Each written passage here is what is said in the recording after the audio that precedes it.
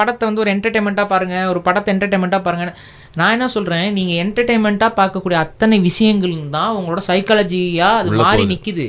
குழந்தைங்களுக்கு லவ் பண்ணுறது, குழந்தைங்க ஓடி போகிறது, மைனர்ஸ் வந்து லவ் பண்ணி இன்ஃபாக்சுவேஷனுக்கும் லவ்வுக்கு வித்தியாசம் தெரியாமல் அவங்க 2 பேர் ஓடி போகிறாங்கன்னா எங்கே இந்த எதனால் அந்த காரணம் வருது? அவங்களுக்குள்ள அந்த பழக்கம் இதெல்லாம் நீங்கள் இந்த லீகலைஸ் பண்ணி அதை வந்து நார்மலைஸ் பண்ண. நான் ஒன்று கேட்குறேன், கல்யாணம் வந்து ஒரு குறிப்பிட்ட வயசுக்கு மேலே தான் பண்ணணும். அதுக்கு முன்னாடி பண்ண என்ன ஆகும்?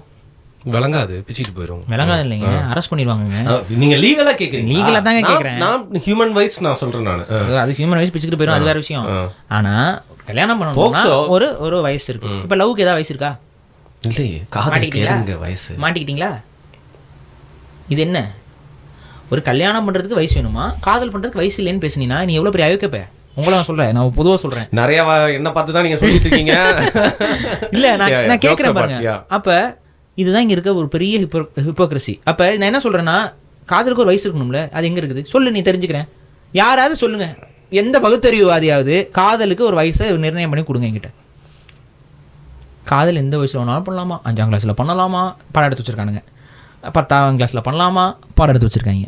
12ஆம் கிளாஸ்ல பண்ணலாமா, படம் எடுத்து வச்சிருக்காங்க. காலேஜில் பண்ணலாமா, படம் எடுத்து வச்சிருக்காங்க. கல்யாணம் மட்டும் மயிறு 21 வயசுக்கு அப்புறம் தான் பண்ணணுமா.